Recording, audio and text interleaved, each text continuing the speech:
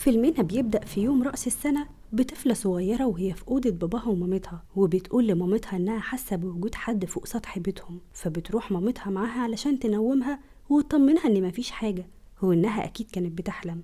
وبتنومها في سريرها وبتطفي النور وبتخرج وبتدخل المطبخ تاكل حاجة، وبتسمع صوت فعلا على السطح. فبتقلق، ولما بتطلع من المطبخ بتلاقي باب الشقة مفتوح، فبتروح تقفله بسرعة، لكن بيزيد قلقها للصوت اللي سمعته. وبتطلع أوضتها تصحي جوزها وبتقوله، لكنه مش بيهتم وبيكمل نوم. ونروح للبنت الصغيرة اللي بتكون ما قدرتش تنام، وبتطلع من أوضتها وبتشوف بابا نويل واقف قدام الشجرة اللي في بيتهم، وبيطلع من شنطة الهدايا فاس. فبتخاف وبتستخبى، وبيطلع لفوق وبيدخل أوضة أخوها، وبتسمع البنت صوت تقطيع وبتكون مرعوبة ومش متخيلة اللي حصل. وبيطلع وبيكون الفاس بتاعه مليان دم، وبيكون طبعا قتل أخوها. وبيتجه لأوضة باباها ومامتها وبيبدأ تقطيع في الأب. وبتقوم مراته على الصوت والدم، وبتكون مصدومة من المنظر، وبتقدر إنها تهرب من السفاح وتروح على أوضة ابنها تطمن عليه. وتتصدم لما بتلاقيه متقطع في سريره، وتفضل تدور على بنتها، وكل ده بيطاردها السفاح. وبتقدر إنها تفلت منه أكتر من مرة، لكن للأسف بيقدر إنه يقتلها.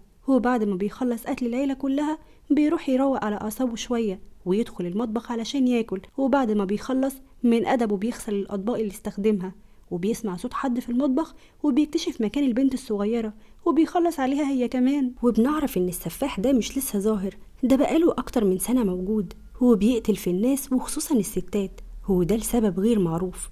هو بنرجع فلاش باك 5 سنين، وبنشوف ضابط وهو بيحقق في قضية قتل. ولما بيوصل لمكان الجريمة بيلاقي شخص لابس لبس مهرج لكن من غير راس، وبيكمل تفتيش باقي المكان. ولما بيرجع مش بيلاقي الجثة، وبيتصدم من اللي حصل. وفجأة بتظهر الجثة وبتخنق الضابط لغاية ما بيموت، وبيكون الشخص ده هو نفسه السفاح اللي قتل العيلة كلها. هو بعدها بياخد راس الضابط وبيلبسها. وبنروح لمستشفى بيسمع فيها الممرض صوت غريب. هو لما بيروح على الصوت بيلاقي بنت بتاكل ممرضة زميلته، هو بيتصدم من المنظر. هو بنعرف ان البنت دي هي والسفاح اصحاب. هو بيظهر وبيقتل الممرض. هو بعدها بيمشوا هما الاتنين وبيركبوا المترو، وبيركب معاهم شخص لابس نفس لبس المهرج. هو بيفتكر ان ده شخص متنكر زيه عادي، لكنه ما بيعرفش انه وقع في ايد اللي ما بيرحمش. هو مصيره هيكون زي مصير الناس اللي اتقتلت قبل كده. هو بياخد المهرج لبس الشخص ده لان هدومه بتكون عليها دم. هو ما يصحش طبعا انه يمشي في الشارع كده. هو بنرجع للحاضر وبنشوف بنت اسمها سيانا، واللي بتكون في مصحة نفسية وخلصت فترة العلاج، وعمها بيجي علشان ياخدها. وبتروح معاه البيت وبتسلم على مراته وبنته اللي بتكون اسمها جابي. وبتطلع سيانا الأوضة اللي هتقعد فيها وبتحط هدومها، وبتشوف جابي المذكرة بتاعتها وبتفتحها وبتلاقي مكتوب فيها عن السفاح. ولما بتشوفها سيانا بتتضايق وبتقولها ان دي حاجة خاصة بيها وما ينفعش تشوفها. وفي مشهد تاني بنشوف 2 من العمال في بيت مهجور، وبنعرف ان البيت ده من زمان كان فيه اطفال اتخطفوا فيه واتقتلوا. ولما بيدخلوا في البيت من جوه، واحد بيلاقي المهرج قاعد على كرسي بس كأنه ميت، والتاني بيلاقي البنت اللي كانت مع السفاح لكن بتكون قاعدة في بانيو وبيكون شكل جسمها كله كأنه محروق. وأول ما بيقرب منها العامل فجأة بتضربه بإزازة مكسورة وبتقتله. وأما العامل التاني فبيهجم عليه المهرج وبيربط إيديه ورجليه الاتنين بحبل، وبيشد الحبل جامد لغاية ما بيتقطعوا وطبعا بيموت. ونرجع لسيانا وبتكون قاعدة بتتغدى مع عمها ومراته وبنته، وبيتكلموا عن يوم رأس السنة وهيحتفلوا ازاي بيه. وبتتخيل سيانا وجود صاحبتها اللي اتقتلت من السفاح وهي قاعدة معاهم على السفرة، وبتقول لهم ان هي السبب هي واخوها في قتلها. وبنفهم ان السفاح حاول يقتل سيانا هي واخوها واصحابهم، لكن هي واخوها قدروا يهربوا منهم وباقي اصحابهم ماتوا. وعلشان كده كانت سيانا في مصحة نفسية لان جالها صدمة واكتئاب بعد اللي حصل.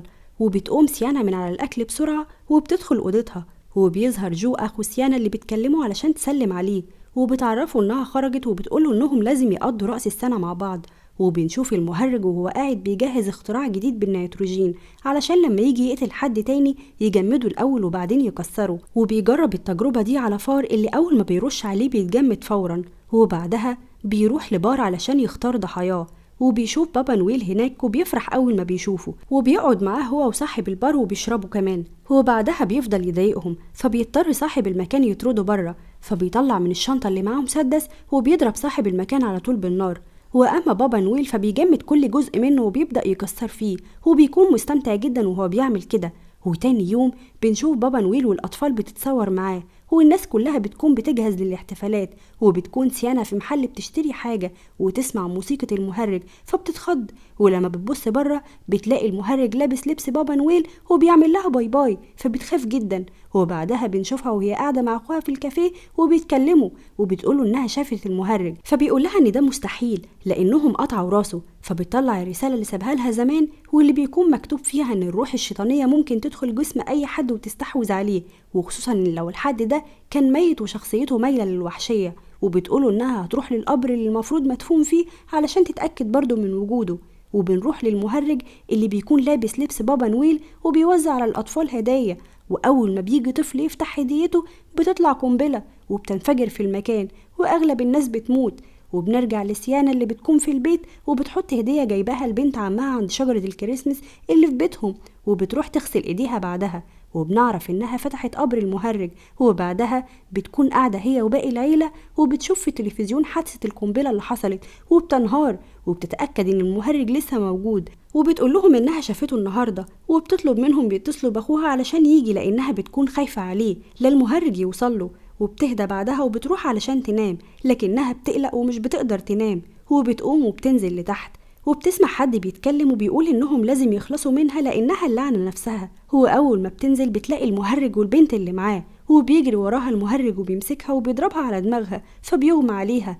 واول ما بتفوق بتلاقي نفسها مربوطة في كرسي والمهرج والبنت حواليها، والبنت بتكون بتفتح كل الهدايا اللي موجودة وبتكون في حاجة بتنزل دم ملفوفة في ورق ومحطوطة على الترابيزة. واول ما بيفتحوها بتطلع جمجمة شخص وبيكون الفيران بتاكل فيها، وبتنهار سيانا من اللي شافته، وبتقول لها البنت ان دي جمجمة جابي بنت عمها، وبتفضل سيانا تصوت ومش بتكون مصدقة اللي بيحصل. وبعدها بيجيبوا جابي وبتكون لسه عايشة وبتطلب منهم انهم يسيبوا سيانا، وبيطلع المهرج الجمجمة من القفص وبيلبسها نضارة، والصدمة انها بتكون اخو سيانا، وبتتصدم سيانا وبتفضل تعيط لانها فقدت اخوها. وبيهددها المهرج انه هيفضل يقتل في كل الناس اللي بتحبهم، وبتحط البنت ايديها على سيانا وتبدأ تقرا تعويذة علشان تنقل روحها جوه سيانا، لكن سيانا بتفضل تقاوم، وده السبب اللي بيخلي البنت ما بتعرفش تنقل روحها جوه سيانا. فبيمسك المهرج جابي وبيهدد سيانا انه هيقتلها هي كمان، وتفضل جابي تعيط وبتعتذر لسيانا على انها ملحقتش تفتح الهدية اللي هي جابتها لها.